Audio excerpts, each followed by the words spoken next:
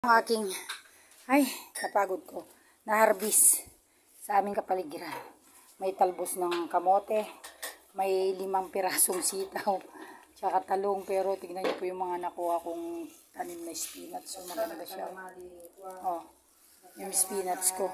Igugulay ko na po itong spinach. Ayan. Ayan po. Spinach ito ay masustansya. Pag halu-haluin mo lang ito pag niluto mo. Ayan, kakabsat. Diba? Ito ang ulam po ng pangbaryo po talaga ito eh. Pinaghalo-halo ko na. Ayan. Ayan, kakabsat oh. Naglalapsat oh. Yan, datarong na, daparya, dati ko, dapi parya ko. Inalatat ko dito, igidin kakabsat datan, paryan din eh, likod. Nagtubtubo nga dagiti kan eh oh. Oh. Kung alin yung ganda ng umaga, yun din ang ganda ng kanyang agkukulot da pa ini kakabsat. Isla kulot nga kuatan eh, minority kulot. Parang yung katutubo na kulot na siya oh. Ayan. Bubulayin ko na ito. Maya-maya.